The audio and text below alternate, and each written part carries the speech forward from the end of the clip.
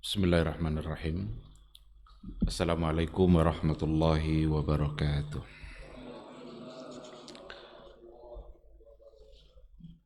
Innal hamdalillah nahmaduhu wa nasta'inuhu wa nastaghfiruh wa na'udzu billahi min syururi anfusina wa min sayyiati a'malina may yahdihillahu fala mudhillalah wa may yudlilhu fala hadiyalah.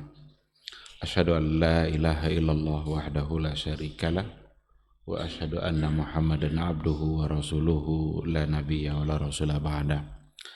Ikhwati fillah, ma'asyaral hadirin wal hadirat, ma'asyaral hadirin wal hadirat wal mustami'in wal mustami'at, rahimani Allahu wa iyyakum. Kembali kita bersyukur pada Allah Subhanahu wa taala pada pagi yang penuh berkah ini. Alhamdulillah kita kembali dibangunkan oleh Allah Subhanahu wa taala.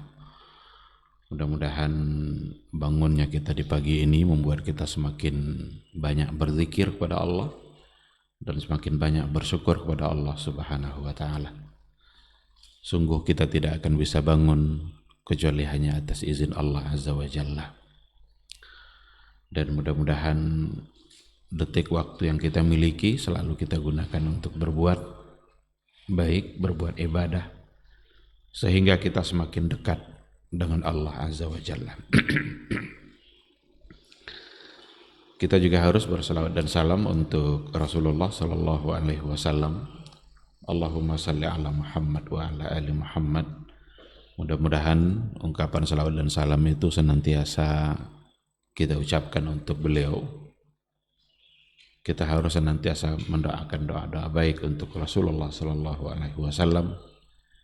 Dan itu terkandung semuanya di dalam salawat dan salam itu. Mudah-mudahan kita bisa mendapatkan syafaatnya di yaumul mahsyar. Amin amin ya rabbal alamin.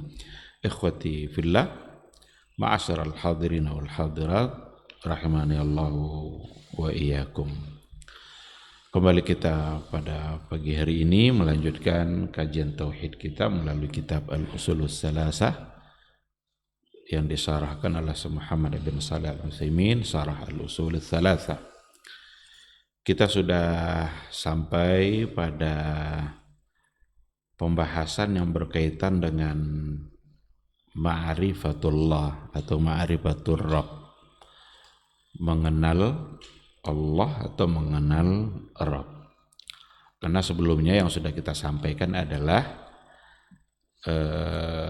ada 3 pertanyaan yang diajukan oleh penulis sebagai bentuk pondasi, 3 pondasi. Dan ketiga pertanyaan itu ternyata adalah merupakan pertanyaan malaikat Munkar dan Nakir di saat kita nanti berada di dalam kubur setelah kita dikuburkan, yaitu siapa Rabb kamu, apa agamamu, dan siapa nabimu. Ini 3 pertanyaan malaikat nanti di dalam kubur yang jawabannya tergantung dengan apa yang telah kita lakukan selama kita hidup di dunia. Kalau seandainya perbuatan-perbuatan kita, ucapan-ucapan kita selalu sesuai dengan apa yang diajarkan oleh Allah dan Rasulnya, maka insya Allah itu akan membuat kita mudah untuk menjawab pertanyaan itu. Tapi kalau seandainya perbuatan-perbuatan kita, perkataan-perkataan kita, sikap dan tindakan kita jauh dari sesuatu yang diridhai oleh Allah Subhanahu wa taala, itu menggambarkan bahwa kita lupa dengan Rabb kita, tidak kenal dengan Allah, atau tidak kenal dengan Nabi kita, bahkan juga tidak kenal dengan agama kita. Nah, oleh karena itu, menjawab ketiga pertanyaan itu menjadi penting, karena itulah 3 landasan utama, atau 3 asas, 3 pokok, 3 pondasi Diawali dengan ma'rifatur Rabb. Qala al-muallif rahimahullah, fa idza qila laka man rabbuka, apabila ditanyakan kepada kamu, man rabbuka, siapakah Rabb kamu? Faqul, maka katakanlah, Rabbi Allah alladzi rabbani wa rabba jami'al alamina bi ni'amihi. Maka katakanlah, Rabbi Allah, Rabb saya adalah Allah, alladzi rabbani, yang telah memelihara saya atau yang telah mendidik saya. Kata Rabba itu dari kata tarbiyah. Bahasa kita adalah tarbiyah. Tapi kita bisa memaknainya dengan yang telah memelihara saya, wa rabba jami'al alamin, dan juga yang telah memelihara semua alam semesta ini, bini'amihi, dengan nikmat-nikmatnya. Wa huwa ma'budi, Rabb yang telah memelihara saya itulah yang ma'budi, yang saya jadikan sesembahan, yang saya sembah. Laisa li ma'budun siwahu, saya tidak punya sesembahan selain daripada Rabb yang telah memelihara saya itu. Itu jawabannya. Wa dalilu qauluhu ta'ala, alhamdulillahi rabbil alamin, segala puji bagi Allah, Rabb sekalian alam. Itu ada dalam surah Al-Fatihah ayat 2 yang kita ulang-ulang terus. Wa kullu ma siwallah alam, wa kullu ma siwallahi alam, wa ana wahidun min dzalikal alam. Segala sesuatu selain Allah itu adalah alam. Jadi kalau dikatakan Rabbil alamin, Rabb sekalian alam, siapa al-alamin itu? Al-alamin itu adalah siwallah, selain Allah. Wa ana wahidun min dzalikal alam, dan saya adalah satu di antara sekian alam semesta itu. Baik, ikhwati fillah, ini yang akan kita coba bahas pada pagi hari ini insyaallah, dan sebagian dari penjelasannya kita sudah juga ulang-ulang pada pertemuan yang sebelumnya, tapi tidak mengapa karena ini adalah persoalan iman, persoalan tauhid, persoalan akidah yang memang harus diulang-ulang. Jadi apabila dikatakan kepada kita man rabbuka, siapa Rabb kita? Kalau kata Rabb itu di terjemahan kita selalu diartikan dengan Tuhan. Karena Tuhan itu sesuatu yang besar, memang yang disembah. Tetapi memaknai Rabb dengan kata Tuhan itu nampaknya tidak sepenuhnya pas, karena Rabb itu lebih luas maknanya. Rabb itu artinya bisa Al-Khaliq, yang menciptakan kita, bisa maknanya Mudabbir, yang mengatur, bisa juga artinya Razik. Maka kalau kita bawa kepada tauhid rububiyah, rububiyah itu kan juga dari kata Rabb, di mana semua bentuk pekerjaan dan perbuatan-perbuatan yang dilakukan oleh Allah, di mana tidak bisa yang lain melakukannya selain daripada Allah, itu sesungguhnya masuk dalam kategori Rabb. Jadi man rabbuka, siapa Rabb kamu? Qul, faqul, maka katakanlah, jawablah, Rabbi Allah, Rabb saya adalah Allah. Siapa Allah itu? Siapa Rabb yang Allah itu? Allazi rabbani. Rabba yurabbi tarbiyah. Kita sering mengartikannya mendidik. Tarbiyah itu kan mendidik. Tetapi mendidik di sini maksudnya juga jauh lebih luas. Kita kalau seandainya mendoakan orang tua kita, Allahumma ghfirli dzunubi wali walidayya warhamhuma kama rabbayani saghira. Itu juga dari kata rabba. Warhamhuma, sayangilah keduanya, kedua orang tua saya itu, kama rabbayani saghira, sebagaimana dia telah, apa kita artikan di situ? Rabbayani saghira, sebagaimana dia telah menyayangiku di waktu kecil. Sering pula itu kita artikan. Padahal dia juga dari kata robba. Maka kalau kita bayangkanlah apa yang dilakukan oleh orang tua kita ketika kita masih kecil, kita tidak bisa berbuat apa-apa. Itu semua sebenarnya masuk ke dalam kata robba. Kita belum bisa berbuat apa-apa. Mandi tidak bisa, bahkan makan tidak bisa. Bagaimana seorang bayi mau makan kalau seandainya tidak diberikan makan oleh orang tuanya? Itu masuk dalam kata robba. Kalau pipis dia tidak bisa mengganti celananya sendiri, siapa yang menggantinya? Orang tuanya sendiri, ibunya sendiri. Itu masuk dalam kata robba. Kalau dia mandi tidak bisa mandi sendiri, dia harus dimandikan, itu juga bagian dari kata robba.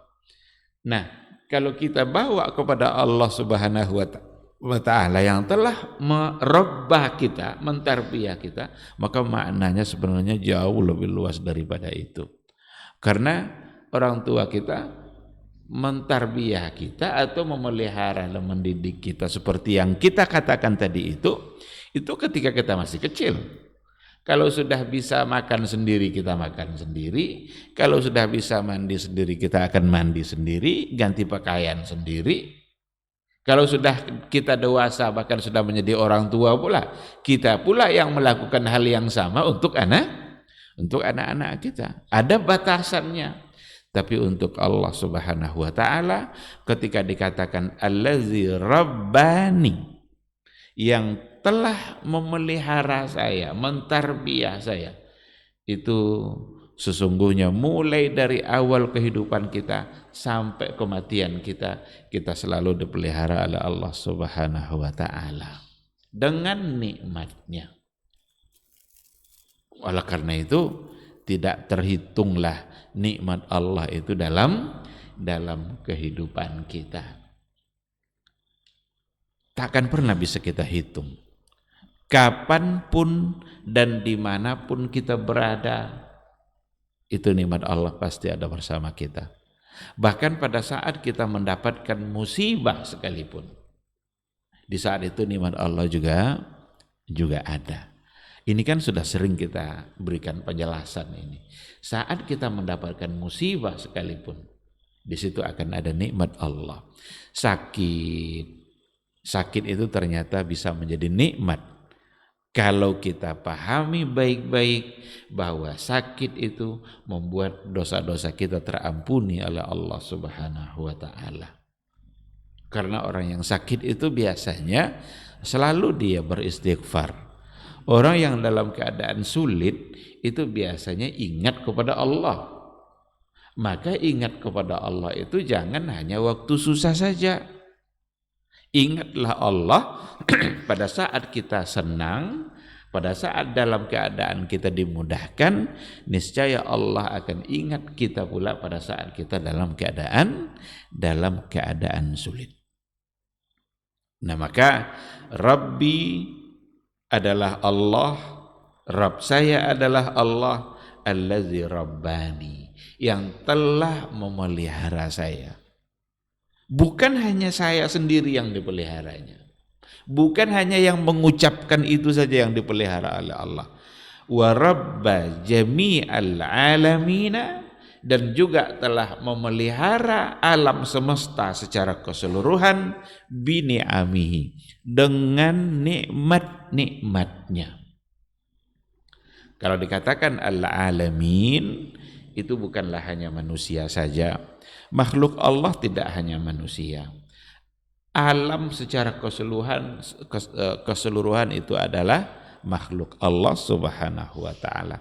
Di situ ada manusia, di situ ada hewan, di situ ada tumbuh-tumbuhan, di situ ada benda mati, ada benda hidup. Siapa yang memelihara itu semua? Adalah Allah Subhanahu wa taala. Yang lain tidak akan pernah bisa melakukan hal yang dilakukan oleh Allah Subhanahu wa taala.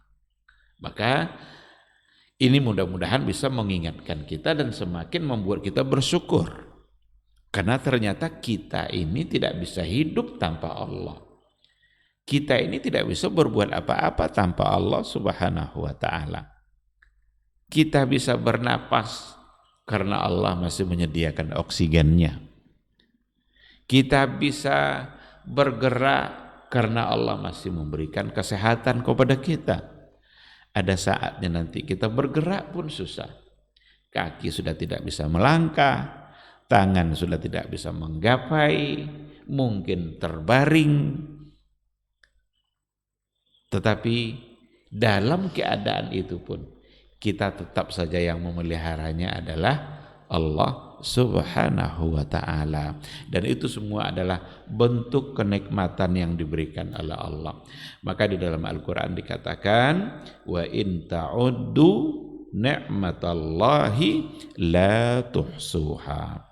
Jika kamu mencoba untuk menghitung-hitung nikmat Allah, niscaya kamu tidak akan sanggup dan tidak akan bisa untuk menghitung jumlah nikmat Allah itu. Kita kalau diminta untuk menghitung-hitung apa saja kira-kira di hari ini yang keadaan-keadaan yang tidak kita sukai, itu mungkin kita bisa hitung. Apa hal-hal yang tidak menyenangkan kita di hari ini, mungkin bisa kita hitung. Tapi kalau kita diminta menghitung apa kebaikan yang telah kamu dapatkan hari ini dari Allah, tak akan pernah bisa. Pasti tidak bisa. Karena Al-Quran yang mengatakan wa in ta'uddu ni'matallahi la tuhsuha. Bahkan pada saat kita mengeluh, saat kita mengeluhkan keadaan kita, ternyata saat itu juga kita tidak bisa menghitung nikmat Allah yang ada pada diri kita. Dulu dalam sebuah catatan sejarah, ada seorang ulama tabi'in ketemu dengan seorang pemuda yang bersedih. Dia bersedih, mengeluhkan kemiskinan yang sedang dia hadapi. Sedih aja kerjanya, mengeluh aja, menangis karena dia tidak sekaya orang lain. Dianggapnya keadaan dia itu keadaan yang dimana dia sangat dirugikan, keadaan yang tidak menguntungkan dia. Lalu ditanya Allah oleh seorang ulama, tadi kalau nggak salah namanya Abu Ubaid, ditanya Allah oleh beliau, pemuda yang bersedih tadi, kenapa kamu bersedih begini? Keadaan saya miskin, saya orang yang tidak ada apa-apa, saya jauh dari nikmat Allah. Dikeluhkannya. Lalu kata Ubaid, coba saya tengok jari jemari kamu, ditengoknya. Sehat jarinya itu. Katanya, kamu mau enggak saya beli satu jari kamu itu dengan 1.000 dinar? Kasih saya jari kamu itu satu saja, saya kasih 1.000 dinar. Katanya, enggak. Kamu mau enggak mata kamu itu, mata yang sehat itu, kasih ke saya satu, saya beri kamu 1.000 dinar. Enggak juga dia mau. Disebutlah oleh dia fisik-fisiknya yang sehat itu. Lalu kalau dia mau memberikan, menyerahkannya, diganti dengan uang masing-masing 1.000 dinar. Jawabannya sama, tidak mau. Lalu kata Abu Ubaid, kalau begitu atas dasar apa kamu mengeluhkan keadaan kamu? Pada diri kamu sekarang ini, kalau diukurlah dengan dinar, itu sesungguhnya ada ribuan dinar yang ada pada kamu, yang kamu tidak mau tadi menerimanya. Baru dia menyadari bahwa ternyata yang namanya nikmat Allah itu jangan pernah menganggap hanya harta. Karena ada kesalahan pada sebahagian merasa bahwa nikmat itu hanya ada pada harta. Kalau seandainya dagangannya rugi di hari itu, seolah-olah dia sudah jauh dari nikmat Allah. Seandainya hartanya hilang, itu dianggapnya dia sudah tidak lagi punya nikmat yang diberikan oleh Allah Subhanahu wa taala. Tapi ternyata yang namanya nikmat bukan hanya harta. Harta itu sebahagian kecil dari nikmat Allah. Harta bukanlah segala-galanya. Tetapi nikmat Allah itu sangat banyak dan sangat luas. Bukan hanya ada pada harta. Kesehatan fisik yang tadi itu saja, satu ruas jarinya itu saja, itu bisa dihargai dengan ribuan dinar, tapi dia tidak mau. Berarti dia lebih mengedepankan sehat daripada adanya ribuan dinar. Mata yang masih sehat, satu mata itu mau dinilai 1.000 dinar oleh Abu Ubaid. Kalau dia mau dapat dia 1.000 dinar itu. Tapi ternyata sehatnya mata lebih berharga daripada 1.000 dinar. Nah ini, maka wajarlah ketika Allah mengatakan jika coba menghitung-hitung tidak akan bisa. Semangat ibadah itu nikmat dari Allah Subhanahu wa taala. Kita bersemangat melangkahkan kaki ke rumah Allah di subuh hari itu nikmat yang luar biasa. Karena berapa banyak orang yang sulit melangkahkan kakinya ke rumah Allah di waktu subuh. Ketika terdengar oleh kita suara azan, lalu yang ada di hati kita semangat untuk mengerjakan sholat, itu nikmat yang luar biasa. Karena ada orang yang ketika mendengarkan azan, dia abaikan panggilan Allah itu. Dia tidak bersemangat untuk mengerjakan perintah Allah. Sesungguhnya itu adalah kecelakaan bagi hidupnya. Meskipun hartanya banyak. Meskipun hartanya melimpah. Nama baik itu nikmat dari Allah. Maka nama baik itu tidak boleh dirusak. Salah satu dari penyebab azab kubur itu fitnah. Karena fitnah itu merusak nama baik. Ada orang baik-baik saja dia lalu difitnah. Allah akan murka. Dan Rasul tidak membolehkan untuk melakukan perbuatan itu. Bahkan itu menjadi salah satu dari penyebab azab kubur. Yamshi bin namimah. Karena dia menghilangkan nikmat Allah yang ada pada diri orang itu. Nah, jadi Rabb kita itu adalah Dia yang telah memelihara kita dan Dia juga yang telah memelihara alam secara keseluruhan dengan nikmat-nikmatnya. Berarti seluruh alam ini sudah disediakan nikmatnya oleh Allah. Hewan, berapa banyak jumlah hewan disiapkan nikmatnya oleh Allah Subhanahu wa taala.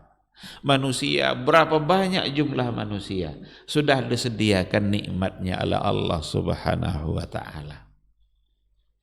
Maka hal yang sudah sering kita ulang-ulang juga, tidak ada yang harus membuat kita risau terhadap nikmat Allah dalam kehidupan kita, karena kehidupan kita ini yang menjaganya adalah Allah Subhanahu wa taala. Maka sandarkanlah hidup kita kepada Dia yang menjaga kita, Dia yang telah menyediakan nikmat bagi kehidupan kita. Jangan kita sandarkan kehidupan kita kepada diri kita, dan jangan sandarkan kehidupan itu kepada kemampuan dan kehebatan yang ada pada diri kita. Karena sesungguhnya kehebatan yang ada pada diri kita itu datangnya juga dari Allah, yang kapan-kapan Allah ingin mengambilnya, maka kehebatan itu akan hilang seketika. Sungguh lemah kalau kita bersandar kepada diri kita sendiri. Tapi bersandarlah kepada Dia yang kuat, yang memang Dia adalah Rabbul Alamin. Ikhwati fillah, dalam surat Toha 49 dan 50, ada dialog antara Fir'aun dengan Nabi Musa. Karena Nabi Musa dengan Nabi Harun itu diminta menghadap oleh Allah menemui Fir'aun. Karena innahu tagha. Idhaba ila Fir'auna innahu tagha. Pergilah menemui Musa itu Fir'aun itu karena Fir'aun itu sudah tagha. Tagha itu taghut, sudah melampaui batas. Sampai Fir'aun menganggap dirinya adalah Tuhan. Ana rabbukumul a'la. Nah, coba, ini ungkapan Fir'aun. Saya adalah Rabb kalian yang maha tinggi. Dia menggunakan kata Rabb di sini. Seolah-olah dialah yang mengatur alam ini. Dialah yang mengatur kehidupan. Dialah yang memberi rakyat Mesir ketika itu nikmat dan rezeki bagi kehidupannya. Dia menganggap seperti itu. Diperintahkan Nabi Musa dan Nabi Harun untuk menemuinya. Lalu apa kata Fir'aun? Qala faman rabbukuma ya Musa? Ini juga pertanyaan ini. Faman rabbukuma ya Musa? Kalau begitu siapa Rabb kalian berdua wahai Musa? Apa jawaban Musa? Qala Rabbuna allazi a'ta kulla syai'in khalqah. Rabb kami adalah allazi a'ta kulla syai'in khalqah. Dialah yang telah memberikan segala sesuatu bagi makhluknya. Dialah Rabb kami, dialah Allah yang telah memberikan kulla syai'. Dalam ilmu usul fikih, kulla itu adalah min siyagil umum. Itu lafaz am. Lafaz am itu lafaz yang bermakna umum keseluruhan.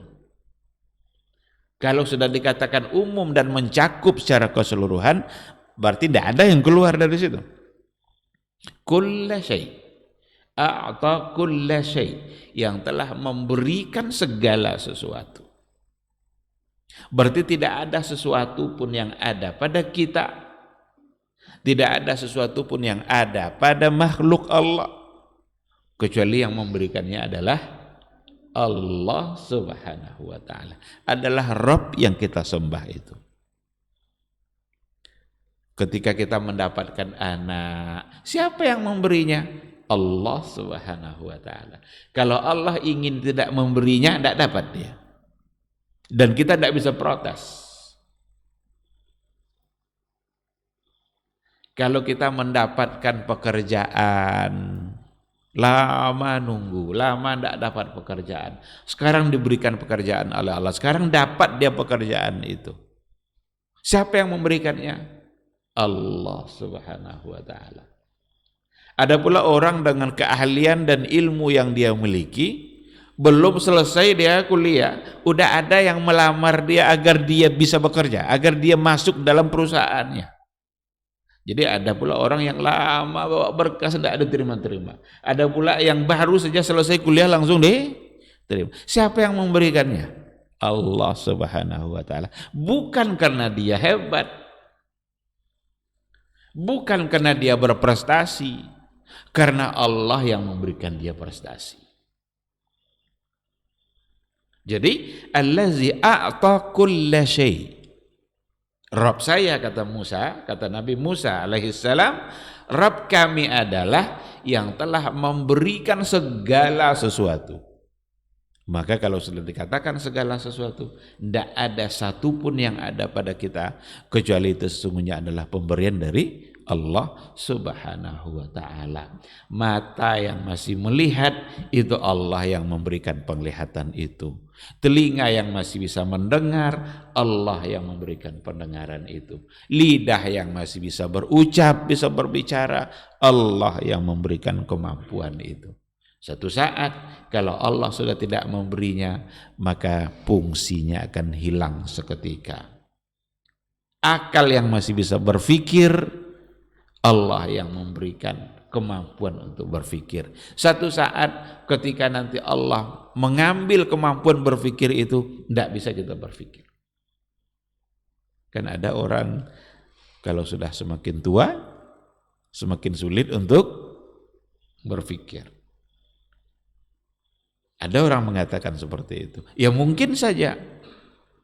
Maka jangan cari nanti cara yang menyimpang agar bisa berpikir. Ada orang bilang gini, saya kayaknya tidak bisa berpikir kalau tidak merokok.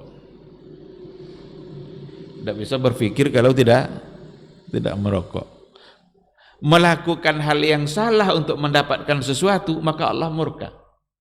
Kenapa demikian? Karena sesuatu itu Allah yang memberikan. Maka yang harus kita lakukan apa? Cara yang benar, cara yang sesuai dengan yang diajarkan oleh Allah dan Rasul. Mudah-mudahan Allah memberikan. Siapa yang memberikan kita kesehatan? Sehat itu datang dari mana? Datang dari Allah. Maka jangan cari cara yang salah untuk mendapatkan kesehatan dan kesembuhan. Kalau seandainya kita cari cara yang salah mendapatkan kesembuhan, pertama kita sudah berdosa karena menyimpang perbuatannya. Yang kedua, kesembuhan belum pasti kita dapatkan karena kesembuhan itu semata-mata hanyalah atas izin dari Allah Subhanahu wa ta'ala. Maka mendatangi tukang para tenung, mendatangi para dukun, mendatangi orang-orang paranormal yang melakukan perbuatan-perbuatan syirik untuk mendapatkan keselamatan dengan cara adanya jimat-jimat tertentu. Itu semua menjadi perbuatan yang salah di sisi Allah, bahkan itu menjadi bagian dari kesyirikan. Kita terjebak pada kesyirikan dan Allah akan murka, karena perbuatan yang paling membuat Allah murka itu adalah syirik. Anta ja'ala lillahi niddan wa huwa khalaqak. Rasul ditanya, ya Rasulullah, apa dosa yang paling besar? Jawaban Rasul, anta ja'ala lillahi niddan wa huwa khalaqak. Kamu jadikan Allah itu punya tandingan, wa huwa khalaqaka, padahal dialah yang telah menciptakan, kamu. Maka jangan pernah memberikan tandingan untuk Allah Subhanahu wa ta'ala. Jangan syirikkan Allah Subhanahu wa ta'ala. Murnikan tauhid kita semata-mata hanya untuk Allah. Rububiyah itu hanya Allah yang bisa melakukannya. Dia yang memberi kita rezeki, Dia yang memberi kita kesehatan, Dia yang menyelamatkan kita. Adapun tangkal-tangkal, jimat-jimat, itu semua adalah bisikan-bisikan syaitan yang terkadang membuat kita bisa lebih yakin dalam kehidupan kita ini. Hati-hati, jangan rusak iman kita dengan sesuatu yang salah, yang di situ ada syirik. Maka jawaban Nabi Musa ini, allazi a'ta kulla syai'in khalqa, yang telah memberikan segala sesuatu pada makhluknya. Lalu kata Musa, summa hada, kemudian Dia juga adalah Rabb kami yang telah memberi kami petunjuk. Yang telah memberi petunjuk. Jadi ada dua yang disampaikan oleh Nabi Musa di sini. Allazi a'ta kulla syai'in khalqa thumma hada, memberikan segala sesuatu pada makhluk dan memberi petunjuk. Jadi persis sama dengan penjelasan kita yang sebelumnya dulu. Allah lah Rabbuna, Rabb kita, huwallazi khalaqana wa razaqana wa lam yatrukna hamala. Dialah Allah yang menciptakan kita, memberi rezeki kita, dan tidak membiarkan kita terombang-ambing, terkatung-katung kebingungan. Fa arsala ilaina rasula, Rasul mengutus seorang Rasul untuk menyampaikan hidayah. Jadi Allah Subhanahu wa ta'ala memberikan, benar-benar memberikan segala sesuatu. Memberikan segala kebutuhan duniawi kita. Kemudian juga ternyata hidup ini bukan hanya hidup dunia saja.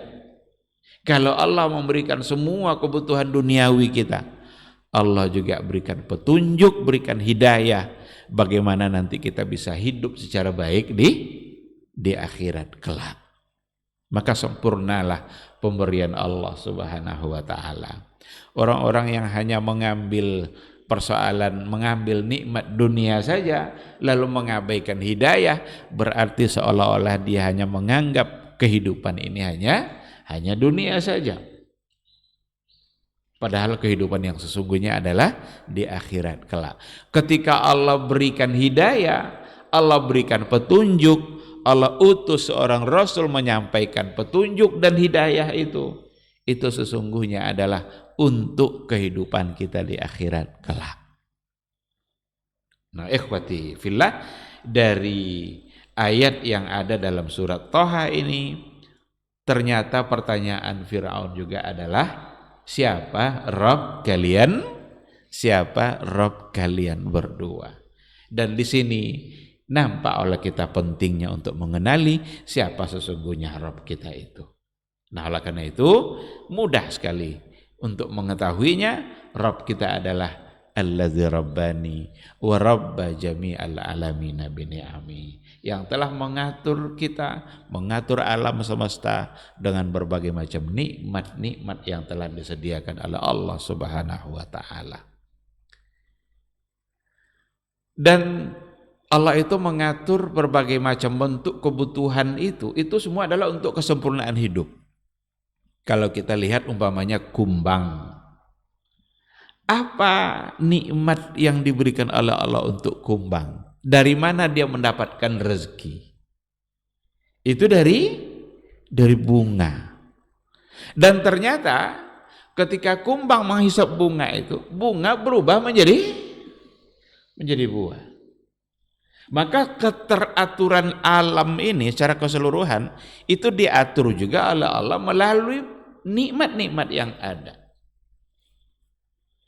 Sehingga dengan berbagai macam kebutuhan yang berbeda itulah membuat keseimbangan yang terjadi pada alam. Dulu kan sudah pernah kita berikan beberapa contoh. Kayak kelelawar gitu kan. Kelelawar itu kalau siang dia tidur aja. Malam nanti dia baru keluar. Ternyata kalau kelelawar itu berkeliaran di siang hari, itu akan berbahaya bagi kehidupan kita. Tapi siang tidur, malam nanti dia mencari rezekinya.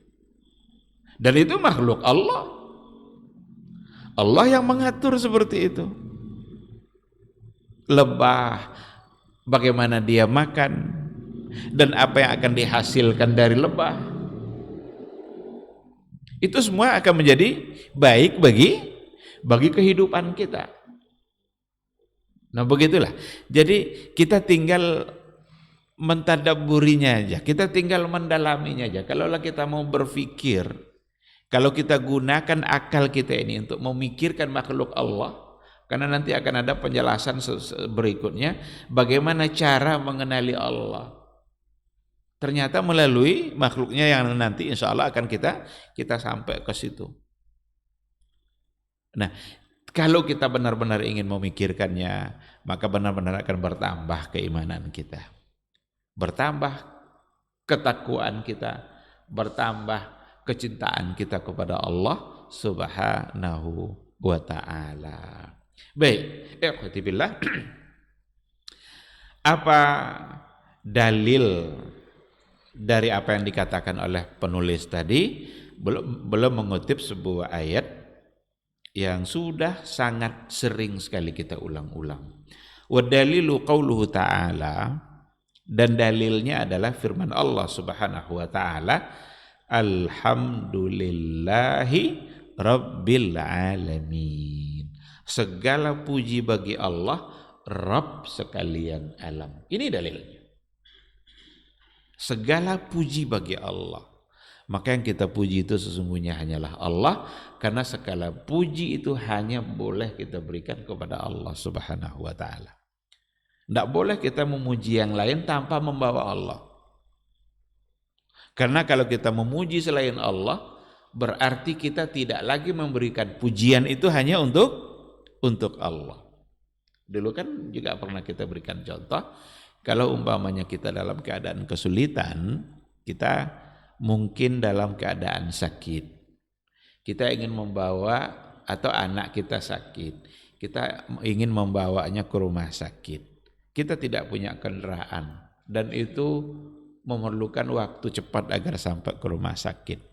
Adalah kawan atau tetangga yang siap untuk meminjamkan kendaraan, lalu kita bisa membawa anak kita ke rumah sakit.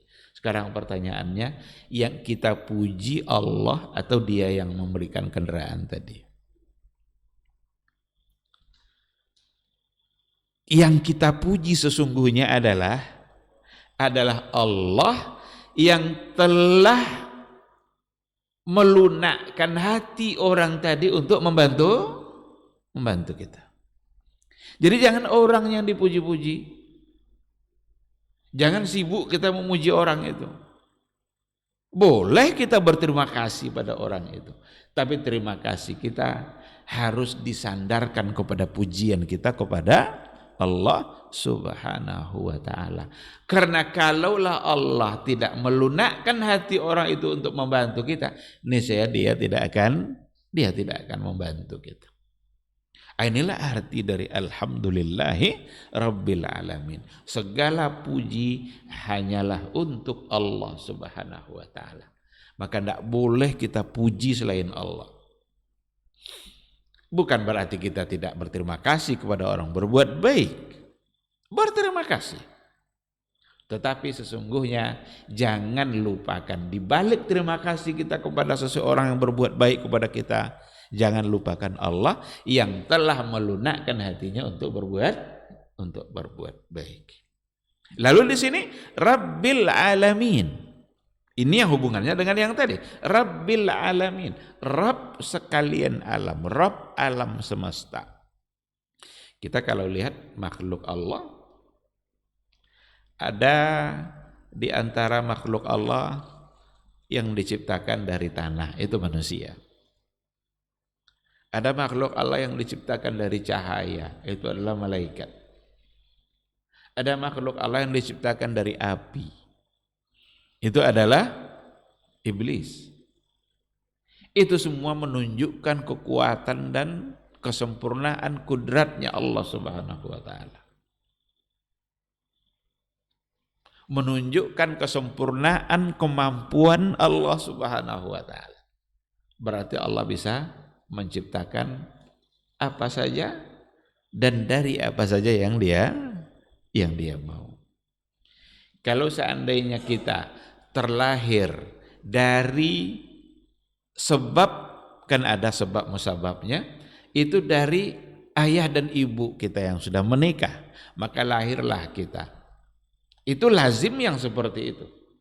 Tetapi Nabi Isa dilahirkan oleh ibunya, dia tanpa ayah. Hanya dengan Allah yang meniupkan ruhnya ke rahim Maryam, maka lahirlah Nabi Isa. Dia tanpa ayah tapi ada ibu. Kalau Nabi Isa lahir tanpa ayah dan hanya ada ibu melalui seorang ibu, Adam alaihissalam tanpa ayah dan tanpa ibu. Hawa istrinya Adam, siapa ibunya? Siapa ayahnya? Hanya diambil dari tulang rusuk, diciptakan juga oleh Allah. Ini semua adalah kesempurnaan kekuasaan Allah. Jadi kan ada kecanggihan ilmu pengetahuan dan teknologi hari ini yang dimiliki oleh orang-orang barat, itu mereka mencoba ingin menandingi kemampuan Allah. Itu namanya ada satu bentuk teknologi, kecanggihan teknologi yang bisa melakukan cloning. Cloning itu apa? Bisa lahir seseorang, tapi belum terjadi sebenarnya. Untuk hewan sudah pernah terjadi. Itu tanpa hubungan suami istri dari ayah dan ibu. Karena hanya dengan mengambil sel-sel yang ada, pada satu orang saja, pada seorang perempuan umpamanya, diambil sel-sel yang ada, kemudian dengan kecanggihan teknologi bisa lahir satu lagi mirip dia. Karena cloning itu kan artinya fotokopi. Fotokopi itu sekarang tidak hanya kertas saja yang difotokopi orang. Ini asli, ini fotokopi. Manusia juga bisa di cloning. Cuma untuk manusia belum ada yang berhasil. Tidak mustahil, karena mereka tidak pernah merasa puas dengan ilmu yang mereka miliki, akan terus ada percobaan dan penelitian. Yang sudah berhasil itu untuk hewan. Ada domba, namanya domba Dolly di Amerika, itu lahir dengan proses cloning, tanpa ada hubungan jantan dan betinanya. Hanya ada yang mengambil sel-sel yang ada pada satu induk, lalu kemudian lahir persis seperti induknya itu. Dan ingin dicoba pada manusia. Dikiranya mereka bisa menandingi Allah yang bisa menciptakan atau membuat Isa lahir tanpa ayah. Tidak akan pernah kita bisa menandingi ilmunya Allah Subhanahu wa ta'ala. Kalau sudah memiliki ilmu, jangan pernah sombong. Kalau dikatakan tidak ada yang mengetahui apa yang ada dalam rahim itu kecuali hanya Allah. Ya'lamu ma fil arham. Allah itu tahu apa yang ada dalam rahim. Sekarang kan ilmu pengetahuan juga bisa tahu apa yang ada dalam rahim. Kalau ibu-ibu hamil, ada namanya USG, ultrasonografi. Itu bisa diketahui itu. Ini anaknya posisinya sungsang, ini posisinya kurang tepat, ini jenis kelaminnya laki-laki. Kadang muncul kesombongan orang, dengan bisa mengetahui itu dikiranya sudah menyamai ilmu Allah yang juga tahu apa yang ada dalam rahim. Tidak ada yang tahu kapan hujan turun kecuali Allah. Sekarang ada ilmunya. Yang meteorologi, geofisika itu bisa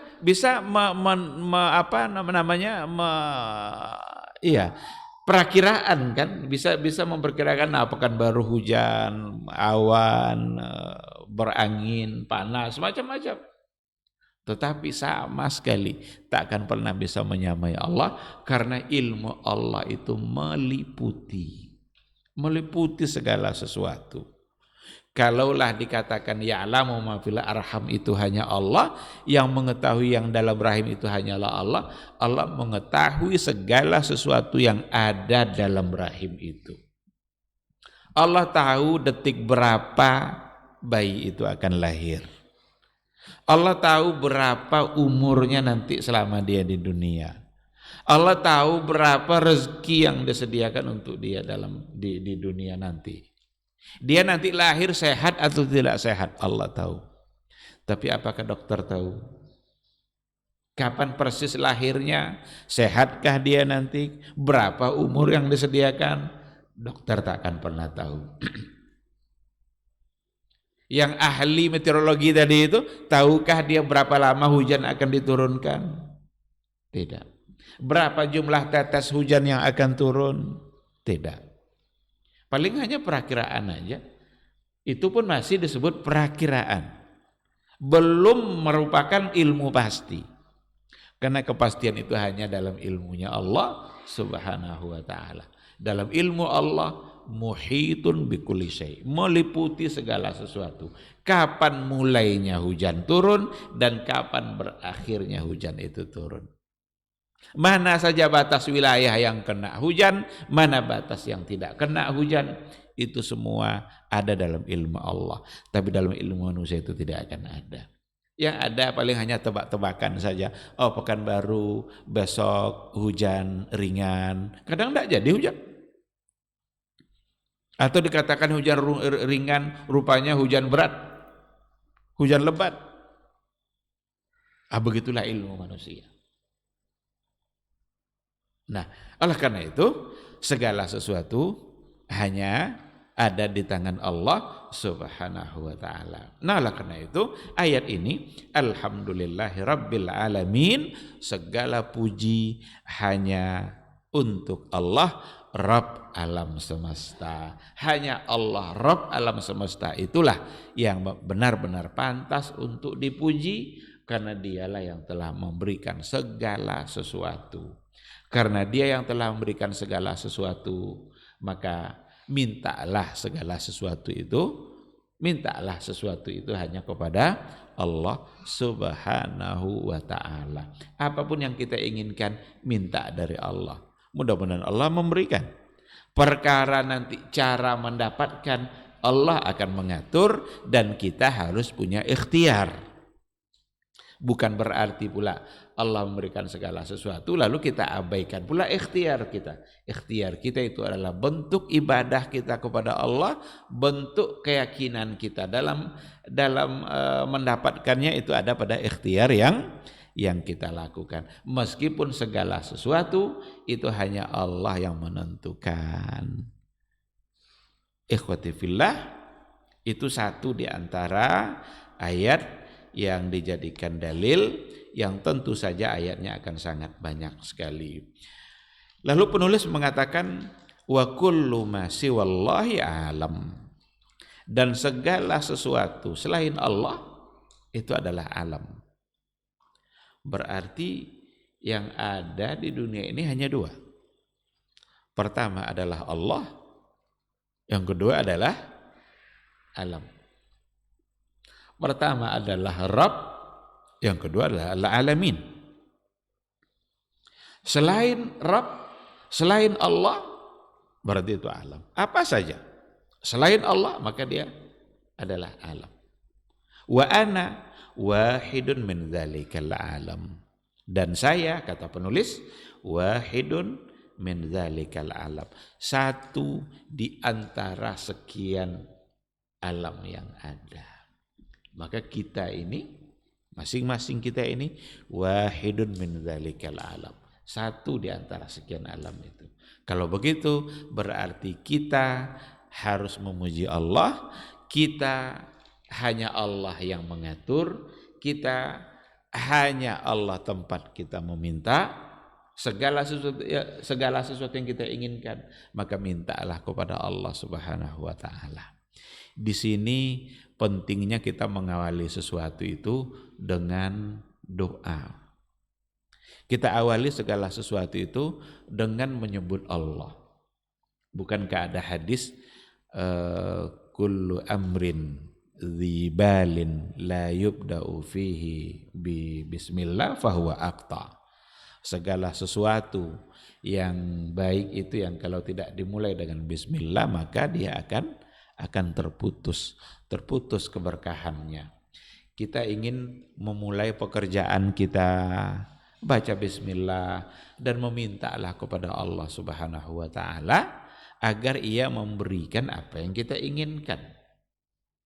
Kalau dengan pekerjaan kita itu kita menjadikan wasilah mendapatkan rezeki, maka mintalah kepada Allah rezeki itu. Ya Razzaq, wahai yang Maha Pemberi rezeki, urzuqni, beri saya rezeki. Lalu mulailah bekerja. Biarkan Allah menentukan takdirnya untuk kita, tetapi kita harus melakukan ikhtiar yang seharusnya untuk kita lakukan.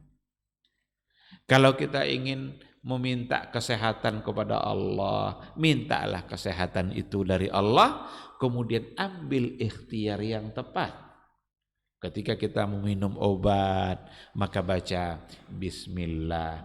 Itu menggambarkan bahwa yang menyembuhkan kita sesungguhnya bukanlah obat, tapi yang menyembuhkan kita sesungguhnya adalah Allah Subhanahu wa ta'ala.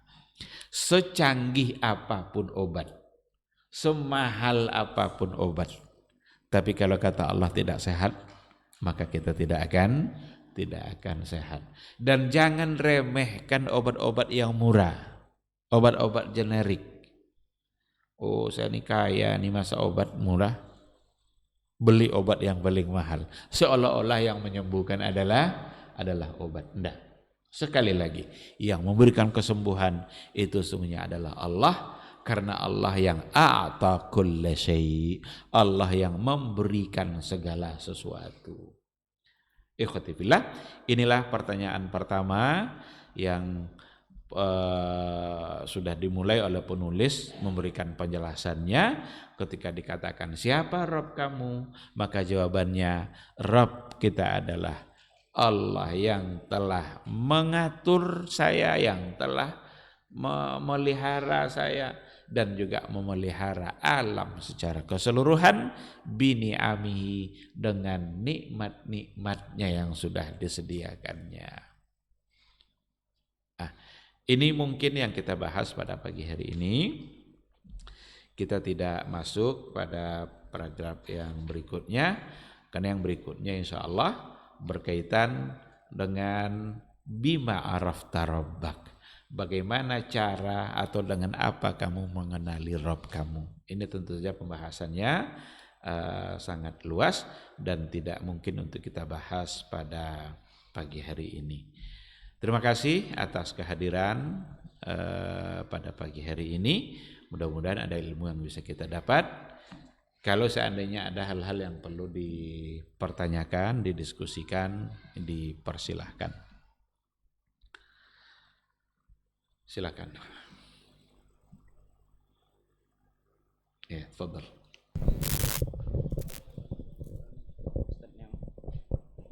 Bismillah. Syukran pada Ustadz yang telah memberikan materi hari ini. Yang ingin Anda tanyakan, bagaimana caranya mengetahui bahwasanya kita itu sudah banyak mensyukuri nikmat Allah. Barometernya, Ustadz. Bagaimana caranya kita itu udah merasakan mensyukuri banyak nikmat Allah. Apa yang bisa kita rasakan setelah itu, Ustaz? Apakah kita itu semakin sehatkah begitu misalnya, Ustaz? Apakah kita rezekinya Allah tambahkan misalnya seperti itu, Ustaz? Atau ada yang lain gitu, Ustaz? Dan adakah sirah tentang kisah-kisah tentang orang-orang yang bersyukur kepada Allah, tentang mereka ya bersyukur tadi, Ustaz, seperti meminta hanya kepada Allah gitu, Ustaz. Nah, itu saja, Ustaz, mungkin yang bisa nak tanyakan. Syukran, jazakumullah khairan. Barakallahu fiik. Terima kasih atas pertanyaannya. Bagaimana cara kita mengetahui bahwa kita itu sudah banyak bersyukur? Ada beberapa hal, bahkan ada yang langsung dikatakan oleh Allah dalam Al-Quran. Ada beberapa hal yang langsung dikatakan oleh Allah Subhanahu wa taala di dalam Al-Qur'an. Atau ada beberapa hal yang kita bisa tahu melalui apa yang diberikan penjelasan oleh para ulama. Orang-orang yang bersyukur kepada Allah adalah orang-orang yang bertambah cintanya kepada Allah, bertambah kedekatannya kepada Allah, bertambah ketaatannya kepada Allah. Jadi kalau seandainya bertambah ketaatan kita kepada Allah, bisa itu merupakan indikasi bahwa kita mensyukuri nikmat Allah. Karena syukur itu pertanda bahwa kita ingat kepada Dia yang memberi.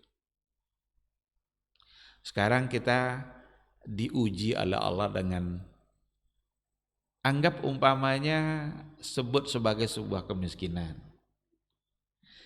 Tiba-tiba kita diberikan peluang oleh Allah untuk mendapatkan rezeki dalam kehidupan kita.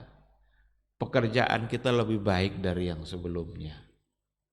Ketika kita bersyukur kepada Allah dan dengan peluang rezeki yang diberikan oleh Allah, dulu sholat sering tinggal atau sholat sering di akhir waktu, tapi sekarang sholat sudah di awal waktu terus. Sholat sudah diupayakan terus ke masjid berjamaah. Ini gambaran dari bahwa kita bersyukur kepada Allah Subhanahu wa taala. Tapi ketika Allah buka dunia untuk dia, awalnya kerjanya biasa-biasa aja. Tapi ketika dia diberikan peluang rezeki lebih besar oleh Allah, semakin lalai sholatnya. Sebelumnya malah taat dia sama Allah. Karena belum banyak yang diurusnya. Ketika perusahaannya sudah 3, dulu 1 perusahaannya rajin dia sholat. Sekarang sudah 3 perusahaannya tambah hendak sholat dia. Ini tanda dia tidak bersyukur. Karena membuat dia tidak semakin cinta dan tidak semakin taat kepada Allah Subhanahu wa ta'ala. Maka ketaatan kita kepada Allah selalu harus ditingkatkan, dan itu sebagai bukti bahwa kita bersyukur. Dulu dia sakit, banyak hal-hal ibadah yang sulit untuk dia kerjakan karena dia sakit. Sekarang diberikan kesehatan oleh Allah Subhanahu wa ta'ala, bersyukur dia. Apa bukti syukur dia atas kesehatan yang diberikan oleh Allah? Semakin taat dia kepada Allah. Apa yang kemarin tidak bisa dia kerjakan karena alasan sakit, sekarang semuanya dia kerjakan. Berarti dia bersyukur kepada Allah Subhanahu wa ta'ala. Itu diantara yang bisa kita lihat dalam kehidupan kita sendiri. Tengok saja, kalau semakin durhaka kita sama Allah, berarti kita semakin tidak bersyukur.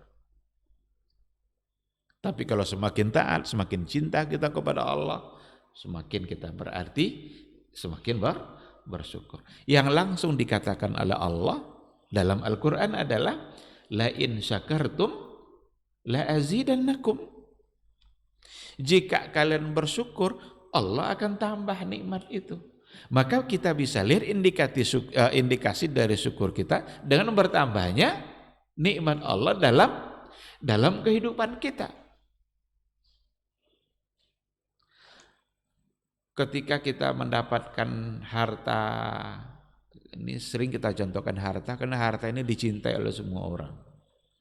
Yang banyak menggelincirkan manusia juga harta. Ketika kita mendapatkan harta, kita berikan sebahagian dari apa yang kita punya atas nama Allah, diberikan kepada yang lain, diberikan untuk kepentingan-kepentingan yang bukan hanya untuk kita tapi untuk orang lain. Kita bisa melihat bagaimana Allah menambah nikmat itu dalam kehidupan kita. Dan tadi ketika dikatakan bahwa nikmat itu bukan hanya harta, mungkin saja pertambahan itu tidak pada harta saja. Mungkin pada harta, mungkin pada hal yang lain. Ketika kita bersyukur dengan harta yang kita punya, harta kita semakin banyak. Maka kata Rasul, mana kasat sadaqatum min mal. Sedekah itu tidak akan pernah menyebabkan kurangnya harta. Bertambah harta kita, berarti itu bukti kita bersyukur. Atau Allah tambah dalam bentuk yang lain. Bertambah kesehatan kita, bertambah keberkahan rumah tangga. Kalau dalam rumah tangga dulu sebulan 5 kali berkelahi suami istri. Dalam bulan ini cuma sekali berkelahi. Nikmat enggak tuh? Sangat nikmat. Dulu dapat rezeki enggak puas rasanya. Sering aja suami istri merasa gimana gitu dengan apa yang diberikan oleh Allah. Padahal sudah banyak tuh. Tapi tetap aja merasa tidak puas. Ada aja kebutuhan. Dapat segini, ini yang mau dibeli. Tapi bulan berikutnya segitu juga diberi oleh Allah. Tapi perasaan yang berbeda. Ada rasa ridha, ada rasa menerima apa yang diberikan oleh Allah, mengurangi kebutuhan-kebutuhan yang tak penting dalam kehidupan rumah tangga, sehingga rumah tangga menjadi aman. Mungkin Allah tambah dengan cara yang seperti itu. Nah, jadi banyak cara untuk melihat apakah kita bersyukur dalam kehidupan kita atau tidak. Dari berbagai hal. Anak yang kita punya mungkin dulu sulit diatur, tapi sekarang mudah untuk diatur. Dengan kedekatan kita kepada Allah, dengan apa yang kita lakukan ibadah-ibadah atas nama Allah, taat kita kepada Allah, Allah berikan hal yang lain. Mungkin dalam rumah tangga kita, mungkin pada kesehatan pribadi kita, mungkin pada semangat ibadah kita, mungkin pada dunia kita. Itu semua Allah yang mengatur. Maka biarkanlah Allah melakukan apa yang ingin Dia lakukan. Kita tinggal melakukan apa yang harus kita lakukan. Lakukan saja yang diperintahkan oleh Allah, jangan utak-atik kerja Allah. Ini kadang-kadang kerja Allah kita utak-atik, tapi kerja kita tidak lakukan. Nah ini salah. Sibuk saja kita mengutak-atik kerja Allah, tapi kerja kita yang seharusnya kita lakukan, kita tidak lakukan. Kalaulah kita berikan ketaatan penuh kita kepada Allah, tawakal kita kepada Allah, niscaya Allah akan menentukan kebaikan-kebaikan dalam kehidupan kita. Seandainya pun ada hal yang tidak baik dalam pandangan kita, di mata Allah itu tetap adalah sebagai satu kebaikan. Sekarang seperti itu, Allahu subhanahu wa ta'ala a'lam. Ada lagi? Silakan.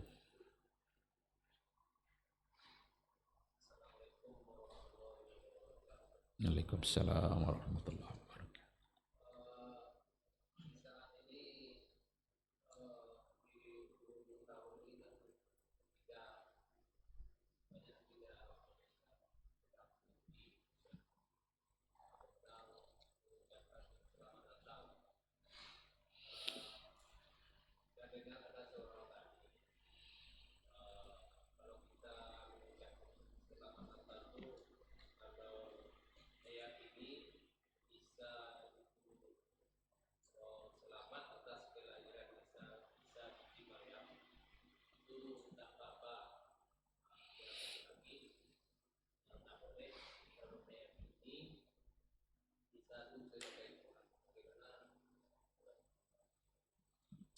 Iya. Perbincangan seperti ini selalu ada di setiap akhir tahun. Pada 25 Desember terkait dengan persoalan Natal dan 1 Januari terkait dengan tahun baru. Dan wajar juga untuk selalu diingatkan karena memang orang juga sering lupa. Iman ini kan mudah sekali lunturnya. Sehingga ketika itu sudah dilupakan kembali, maka perlu pula kembali untuk diingatkan. Dan terkait dengan hari Natal yang dikatakan sebagai hari kelahirannya Nabi Isa, sebenarnya persoalannya bukan pada kelahirannya Nabi Isa. Kalau kita mau membaca sejarah, itu tahun 325 Masehi di Konstantinopel, salah satu wilayah di Turki sekarang disebut dengan Iznik. Itu wilayah Iznik di Turki. Di tahun itu terjadi pertemuan pendeta-pendeta sedunia dan melahirkan satu keputusan. Apa keputusan yang mereka cetuskan dalam komunikenya ketika itu, dalam pertemuannya itu? Yang mereka cetuskan adalah menetapkan bahwa Isa adalah ibnullah. Isa adalah anak Allah. Dan itu di 25 Desember. Itu dalam catatan sejarah. Dan itu bisa kita baca. Nah, oleh karena itu, memperingati 25 Desember itu memperingati hari Isa diangkat sebagai anak Allah. Jadi tidak perlu dipertanyakan lagi, ini kalian selamat untuk apa? Isa ibn Maryam sebagai nabi kah? Atau Isa sebagai anak Allah? Ya jelas sebagai anak Allah. Karena mereka sepakati 25 Desember itu 325 Masehi. Mereka mengangkat itu kesepakatan para pendeta. Jadi tidak perlu lagi untuk dipertanyakan. Bahkan justru tidak ada yang bisa menyepakati bahwa Isa itu lahirnya 25 Desember. Karena 25 Desember itu adalah musim dingin. Sedangkan dikatakan ketika Nabi Isa itu lahir, itu di mana buah korma berbuah lebat. Dan korma tidak berbuah di musim dingin. Kurma itu berbuah, puncak buahnya itu di musim panas. Maka di kita tidak bisa tumbuh kurma atau setidaknya sulit tumbuh karena suhu panasnya tidak cukup. Maka ada di negara-negara yang memang dia punya suhu seperti itu. Walaupun ada teknologi sekarang yang sudah mulai mencoba untuk meramu gitu ya, sehingga bisa tumbuh di beberapa wilayah. Tapi kadang tidak sampai masak dia. Hanya dalam istilah rutop saja. Yang sampai masak itu, masaknya kurma itu di musim panas. Nah, maka bukan lahirnya Nabi Isa, tapi di mana dia diangkat sebagai anak Allah. Lalu mau kita ucapkan selamat. Berarti kita mengucapkan selamat atas pengangkatan Isa sebagai anak Allah. Kalau kita mau baca sejarah ini, disinilah sebenarnya tidak mesti kita mengucapkan hari Natal itu, selamat Natal itu. Dan jangan gadaikan akidah kita. Toleransi itu kita harus, tapi maknailah toleransi dengan benar. Toleransi itu tidak mesti selawat di gereja, membaca ayat Quran di gereja. Tidak ada juga untungnya bagi orang Nasrani itu kalau kita baca ayat di gereja itu. Itu toleransi yang salah kaprah. Toleransi itu adalah sama-sama kita menghargai keyakinan kita. Bukan mengajak orang lain atau memaksa orang lain melakukan apa yang ada dalam akidah kita. Itu salah. Mereka ingin tetap berada dalam akidahnya, kita hormati. Lakum dinukum waliyadin. Tidak boleh kita paksa. La ikraha fid din. Saya sebagai muslim ingin berpegang dengan akidah saya, Anda harus hormati. Jangan paksakan saya untuk melakukan apa yang kalian lakukan. Itu yang toleransi. Jadi bukan berarti sama-sama melakukan ibadah orang-orang lain. Mereka melakukan, kita hormati. Kita melakukan agama kita, jangan pula tidak dihormati. Nah, dulu kan Rasulullah SAW diajak itu kan seminggu awalnya entah berapa lama itu pokoknya gantian lah. Seminggu nanti nyembah kami ikut menyembah Rabb kamu wahai Muhammad, tapi seminggu berikutnya kamu ikut pula menyembah patung kami. Atau sehari, kalau tidak seminggu sehari, atau sekali seumur hidup. Jadilah sekali seumur hidup kamu menyembah patung kami. Tidak diterima sama Rasul. Persoalan akidah ada ketegasan. Ada hal-hal yang di situ tegas dan mutlak, jangan diutak-atik. Ini masalah akidah. Ini persoalan keyakinan. Maknailah toleransi itu dengan benar, jangan dimaknai dengan cara yang salah. Oh, mereka kan sudah mengucapkan selamat Idul Fitri juga untuk kita. Apa untungnya bagi kita mereka ucapkan Idul Fitri? Bertambah mulia kita kalau mereka ucapkan selamat Idul Fitri untuk kita? Enggak. Dan tidak perlu mereka ucapkan.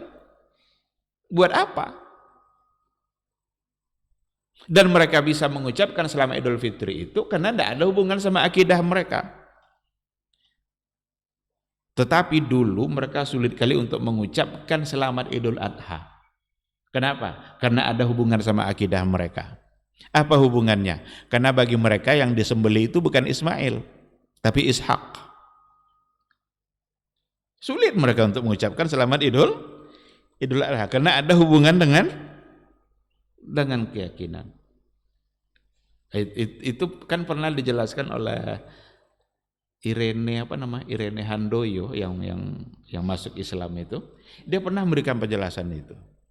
Sulit orang-orang Nasrani untuk mengucapkan selamat Idul Adha karena ada hubungan sama keyakinan mereka. Karena menurut mereka yang mau disembelih itu bukan Ismail tapi adalah Ishak. Pas Idul Fitri tidak ada hubungan sama keyakinan mereka. Nah, oleh karena itu hindarkan baik-baik dalam persoalan ini karena hubungannya sama akidah.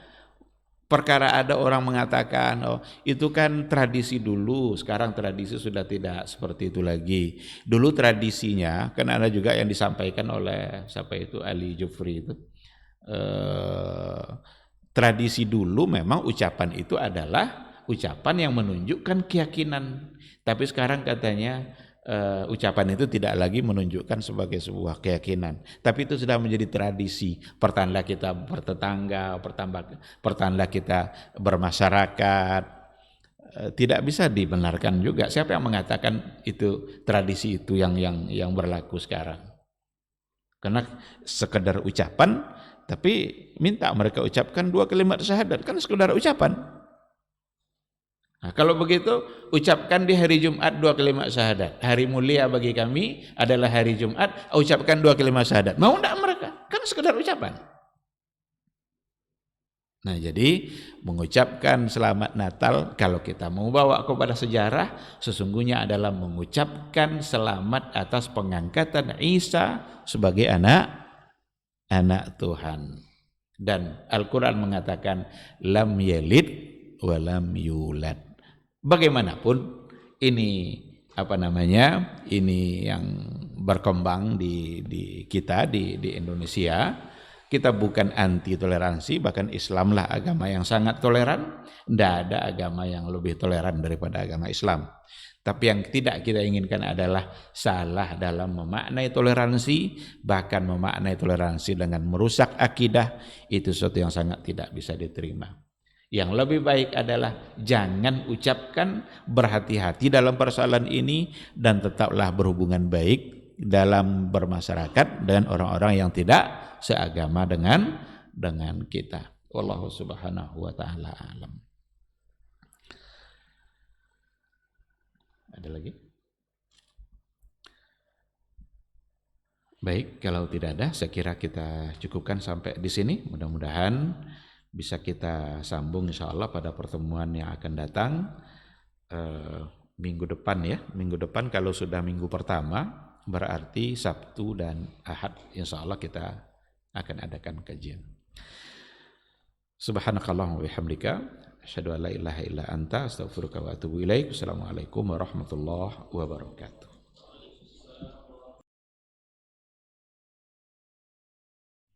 Ketahuilah bahwa ketika kita mengikuti sebuah majelis ilmu, itu sesungguhnya Allah sedang memberikan kepada kita sekian banyak fadilah dan keutamaannya. Karena sungguh sangat mulia orang-orang yang berada di majelis ilmu. Orang-orang yang berada di majelis ilmu adalah orang-orang yang akan dimudahkan baginya jalan menuju surga Allah. Dalam hadis dikatakan oleh Rasulullah sallallahu alaihi wasallam, man salaka tariqan yaltamisu fihi ilman sahalallahu lahu tariqan ilal jannah. Barang siapa yang menempuh satu jalan di mana tujuannya adalah untuk mendapatkan ilmu, maka Allah akan mudahkan baginya jalan menuju surga. Surga itu perlu iman, dan mendapatkan surga itu perlu ilmu. Maka di majelis ilmulah kita bisa menumbuhkan iman kita, dan di majelis ilmulah kita bisa mendapatkan ilmu pengetahuan. Maka sering-seringlah menghadiri majelis yang bisa menambah iman kita dan juga bisa menambah ilmu, agar surga Allah itu benar-benar semakin dekat dengan kita bersama.